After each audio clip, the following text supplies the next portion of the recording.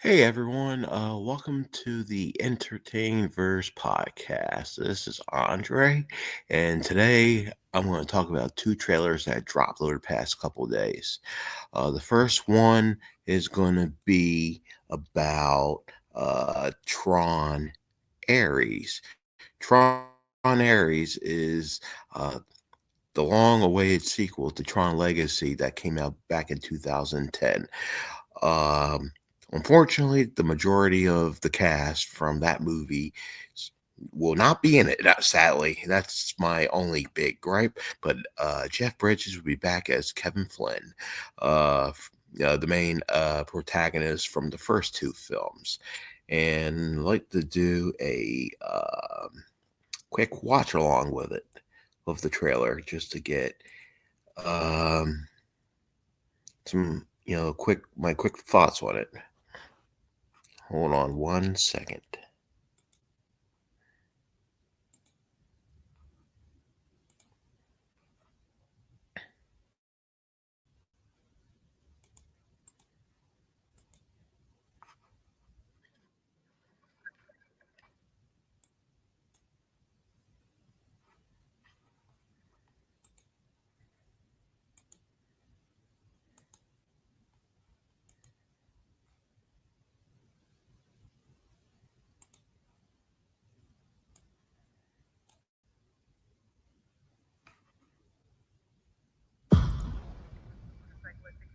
Of 120 miles per This is hour, left being heading right now. westbound.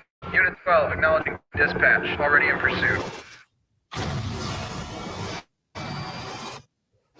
Michael still looks cool. Same aesthetic like from Legacy. Cool sound effects.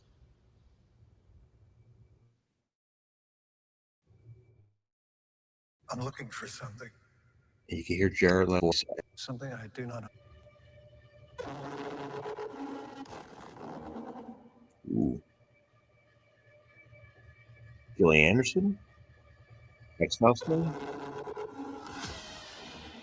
Wow. Well, the computer's cool. Collide. Nice shot.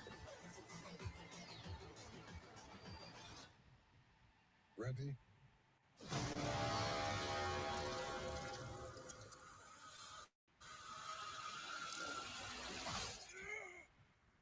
Because there's no going back. Oh. Yeah.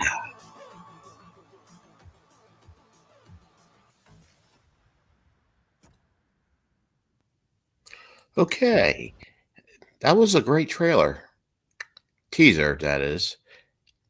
The visuals, eye popping, the music from Nine Inch Nails, in which Trent Reznor and the band are doing the score, replacing Daft Punk, unfortunately, because the band broke up a long time ago, back in the early 2010s. So, yeah, Nine Inch Nails is the replacement. Trent Reznor is a great composer. I can't see anything go wrong on that side. Um, Not that much of the stories being told, but hey, it's a teaser. We'll probably the movie comes out in October. I'm sure sometime. Trailer drop in April, May, June, July, August. I'm sure sometime by the end of summer we'll get at least one more trailer, and then boom, the marketing will really ramp up for this movie. I hope it's good. I want to succeed.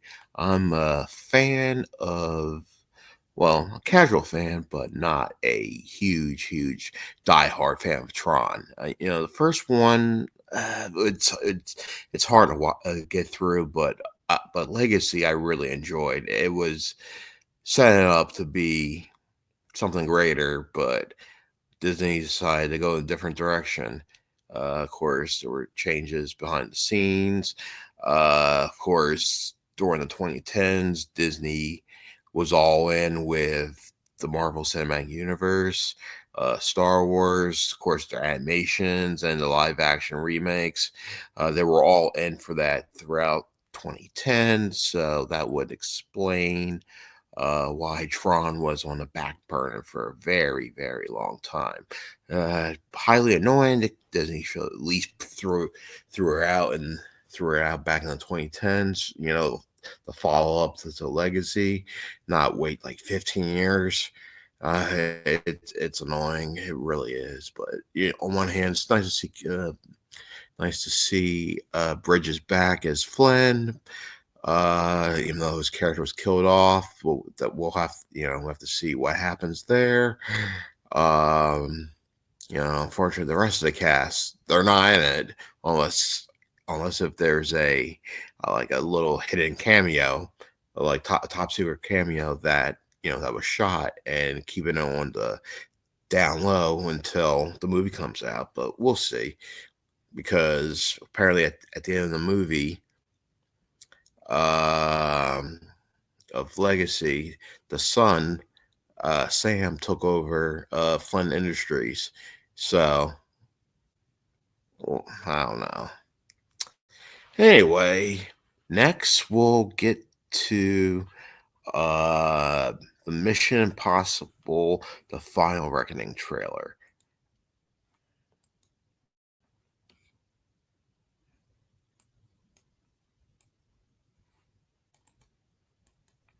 All right, give me 1 second.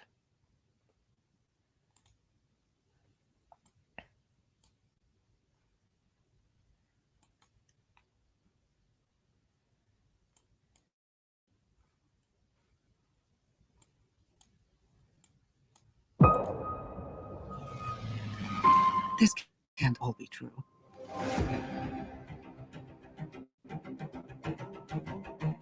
Every word.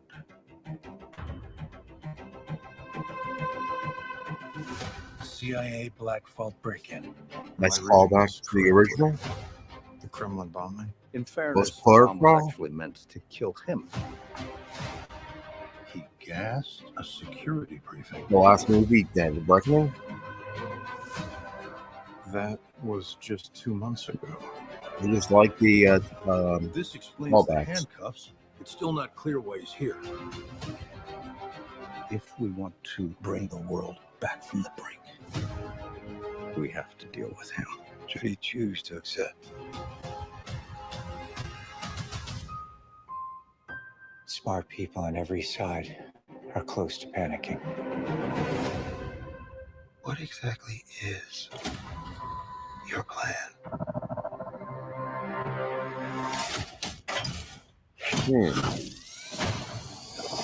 AI the villain again, like from the last movie.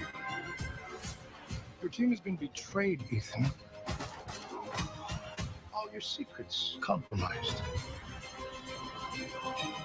Everything you are, But like from the original, everything you've done all its callbacks. has come to this. You gave him an aircraft carrier? Our lives are the sum of our choices. This is your calling, your destiny. I have no regrets. Neither should you.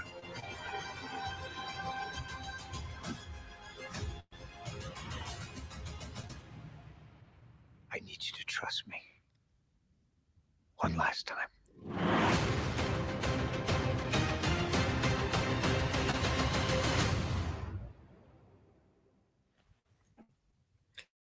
Nice.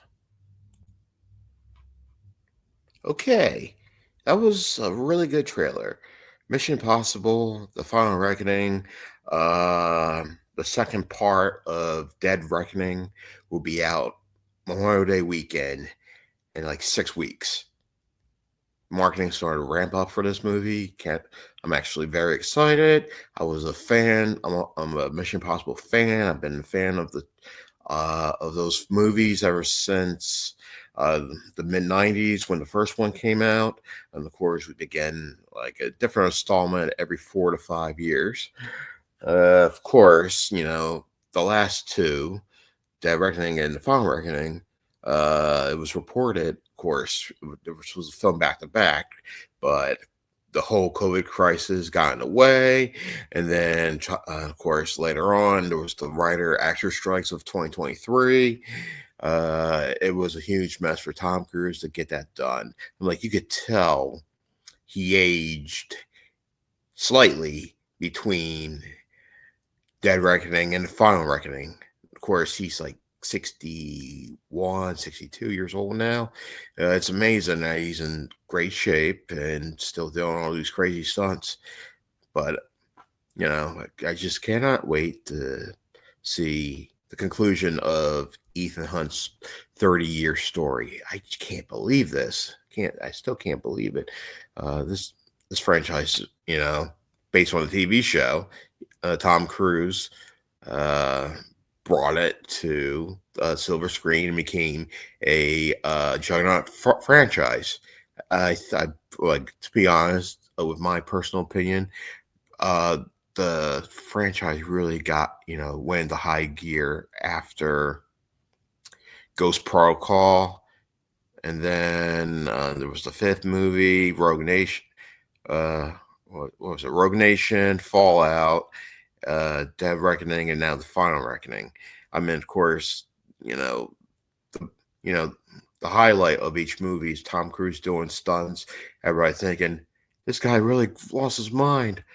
Yeah, but he's put his life on the line to make great movies. And he's pro theatrical. I'll always respect him for that. But yeah, I just don't want any of his boys to die in the movie, Benji or Luther.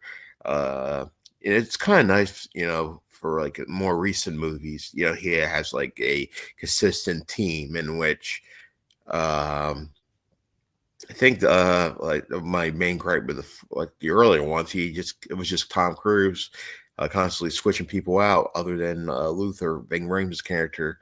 But of course, the team got stable for a while, and then of course the love interest in the last movie got killed off. Eh, well, I hope this movie makes a whole lot of money because it cost $400 million because of all these headaches that you know caused the productions, the spike that happened with the last movie too, for Dead Reckoning, and unfortunately, it's out there. Dead Reckoning underperform at the box office because it opened a week before the Barbieheimer, Oppenheimer and the Barbie movie 2 summers ago, in which it kicked the movie straight in the nuts. The movie did lose money. Dead Reckoning. Dead Reckoning did lose like, I don't know, 50, 60 million. It made a good amount of money, but at the same time, it didn't make enough to recoup. And not to mention, it's out there. Tom Cruise was not happy about the situation. I mean, he supported the whole Barbieheimer thing just to save face, but because he's a producer on those movies, and of course all the premium screens that brings in extra money to the box office gross. That the movie got kicked in the nuts hard. Not to mention the Final Reckoning is opening against Leo and Stitch in 6 weeks. So I mean, it's going to be a bagging Memorial Day weekend because last May and was not good at all. I mean, you got Kingdom of Planet of the Apes. I enjoyed that. I thought that was pretty solid. Nice continuation. So since Caesar was dead, it was like a whole new trilogy, which the sequels are in the works. The Fall Guy, based on a television show from the 80s that flopped hard. That was like a big stunner. I mean, I didn't see it, but I heard it was really good. Got good reviews, but tagged horribly in the Furiosa film.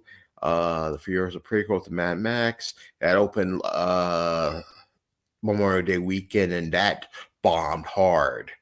Some people were saying it was because Charlize Theron didn't come back as a prequel with Anna Taylor Joy. I don't know. Well, I mean, we'll see what happens with the Final Reckoning. I will see this in IMAX. I saw the Dead Reckoning in IMAX a couple years ago, and I'm going to conclude this two-parter